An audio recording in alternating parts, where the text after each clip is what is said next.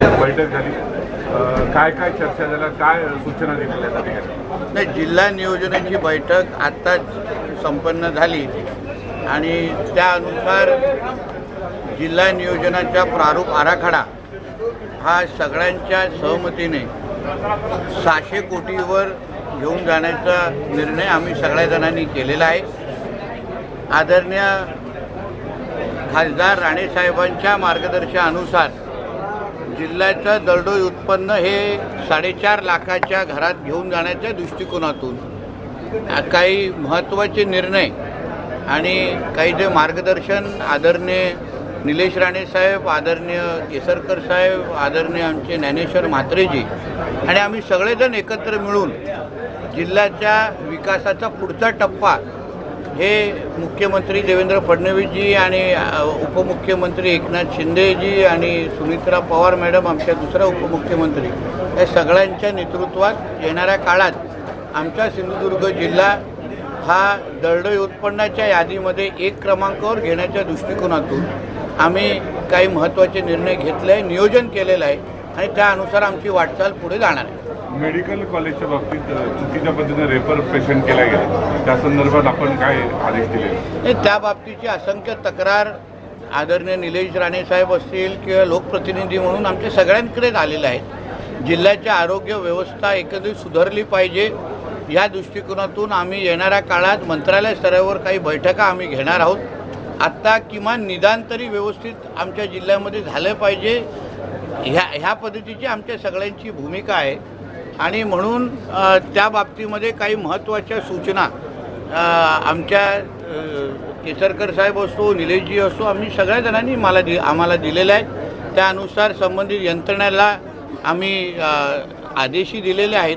पण आरोग्य व्यवस्था सुधारण्याच्या दृष्टिकोनातून येणाऱ्या आठवड्यामध्ये मंत्रालय स्तरावर बैठक घेण्याचं नियोजन आहे. महावितरणच्या बाबतीत जे खड्डे बुजवले गेले नाहीत आणि जे अपघात होतात त्या संदर्भात काही सूचना आपण आज सूचनापेक्षा जे काही अतिशय महत्त्वाचं मार्गदर्शन निलेश साहेबांनी जे केलं आहे त्यानुसार PWD आणि महावितरण ह्याच्यामध्ये जे काही अजून चांगलं जे कोऑर्डिनेशनची गरज आहे त्या बाबतीमध्ये एक वेगळी बैठक केसरकर साहेबांनी जे काही सूचना दिल्या त्यानुसार आम्ही घेणार आहोत, जेणेकरून महावितरणचं जे काही काम आमच्या सिंधुदुर्ग जिल्ह्यामध्ये सुरू आहे ते अजून प्रभावी पद्धतीने कसं होऊ शकतं. ह्या खात्याचे मंत्री स्वतः आदरणीय मुख्यमंत्री साहेब आहेत आणि ते अतिशय प्रभावी पद्धतीने मार्गदर्शन राज्यस्तरावर करत आहेत. पण आमचा जिल्हा हा पावसाळी जिल्हा आहे, डोंगराळ जिल्हा आहे आणि म्हणून ह्या बाबतीमध्ये वेगळे विचार कसे झाले पाहिजे, इथे वेगळं नियोजन कसं झालं पाहिजे.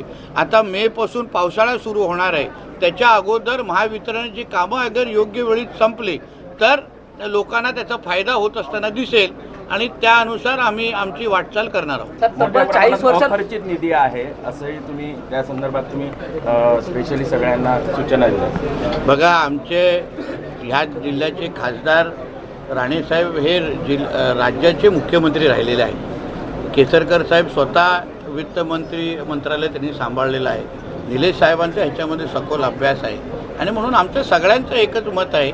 एका बाजूला जेव्हा आम्ही जिल्ह्याच्या विकासासाठी एवढी धावपळ करतो आहे, 600 कोटीपर्यंत प्रारूप आराखडा घेऊन जाण्याचं आमचं नियोजन आहे, तर दुसऱ्या बाजूनी संबंधित यंत्रणेने 100% खर्च करणं आमचं अपेक्षित आहे. पण ते होत असताना दिसत नाही आहे. पण त्याच्यावर आता कुठल्याही पद्धतीच्या निवडणुका नाहीत, आचारसंहितेचे बंधनं आमच्यावर नाहीत.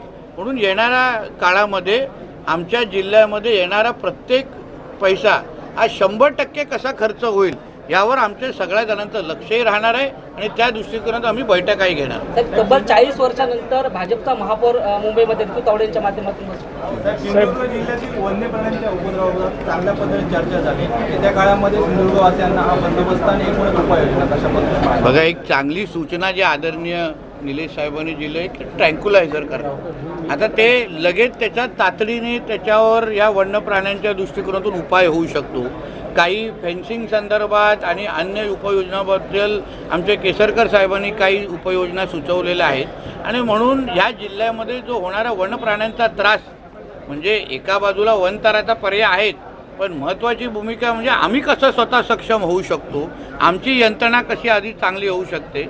एका बाजूला जे खर्च आम्ही करण्यासाठी तयार आहोत पण वनप्राण्यांचा त्रास कसा कायमस्वरूपी थांबू शकतो ह्या दृष्टिकोनातून उपयोजना येणाऱ्या काळामध्ये आमचं घेण्याची आमची तयारी आहे. तर 15 तारखेपासून अंगणवाडी यात्रा आपले कुणकेश्वर यात्रा सुरू होते. CM DCM पण येणार आहेत त्या यात्रेला. त्या बाबतीमध्ये अधिकृत आपल्याला कळवण्यात येईल. तर आमदार साहेबांनी जो मुद्दा मांडला, कर्नाटक आणि गोवा राज्यातून जे बीप मोठ्या प्रमाणात येतात आणि याशिवाय ज्या कारवाई, पोलीस कारवाई या संदर्भात त्यांनी कडक भूमिका घेण्यासंदर्भात एसपींना सूचना केल्यात. काय आपण आदेश दिलेले आहेत? आदेश आमच्या सगळ्या जणांची ती भावना आहे.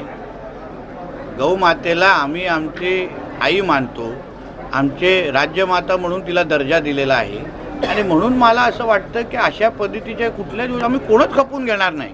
निलेश साहेबांनी मांडलेली भूमिका ही आमच्या सगळ्यांचं त्याच्याबद्दल एकमत आहे की आमच्या जिल्ह्या गोवा किंवा कर्नाटकमध्ये काही वेगळी भूमिका असू शकते, पण महाराष्ट्र राज्यामध्ये आणि आमच्या जिल्ह्यामध्ये आम्ही हे खपूनच घेणार नाही. म्हणून त्या बाबतीमध्ये पोलीस यंत्रणा अतिशय सज्ज राहिली पाहिजे. आमची भूमिका त्याच्याबद्दल 0 टॉलरन्स आहे आमच्या सगळ्यांच्या भूमिकेमध्ये आणि म्हणून येणाऱ्या काळामध्ये अजून कडक कारवाया कशा होतील. आता मकोकापासून सगळं लावण्याचे आदेश अगर मुख्यमंत्री साहेब देत असतील तर मग आपण हात आखडता का घेतोय? आपण का कडक भूमिका घेत नाही आहे? आपण का नुसतं तस्करी करणाऱ्यापेक्षा मुख्य आरोपींना आपण का पकडत नाही आहे? ह्या दृष्टिकोनातून येणाऱ्या काळामध्ये भूमिका घेतली जाईल असा विश्वास SP ने आम्हाला दिलेला आहे. साहेब, आपल्या जिल्ह्यामध्ये मोदी आवास योजना सुरू आहे. घरकुलांच्या अद्याप लोकांचे प्रस्ताव आहेत, परंतु काही ठिकाणी तर मंजुरीच मिळालेली नाही. त्याच्यावर काम करू ना. अशा पद्धतीची उदाहरणं अगर असतील ना, ती अतिशय महत्त्वाची योजना आहे. त्याच्यावर 100% अंमलबजावणीच्या बाबतीमध्ये आम्ही भूमिका घेऊ.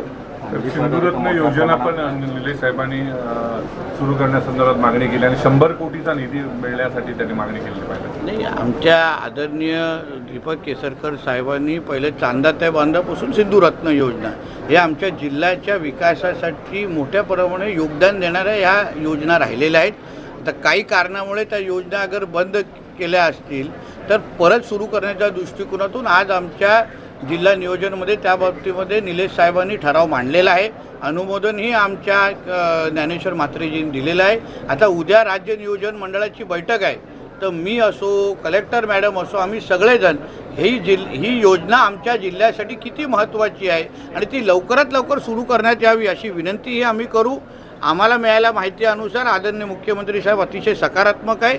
मला विश्वास आहे लवकरच त्या बाबतीमध्ये सकारात्मक निर्णय होईल. अंमली पदार्थ आणि दारूंचं मोठ्या प्रमाणात हे होतं, या संदर्भात तुम्ही त्या बैठकीने मोठ्या सूचना दिल्यात काय? हे महत्त्वाचं म्हणजे जी भूमिका आमच्या निलेश साहेबांनी मांडली की ह्या बाबतीमध्ये 100% उपयोजना करण्याची आम्हाला अत्यंत गरजेचं आहे.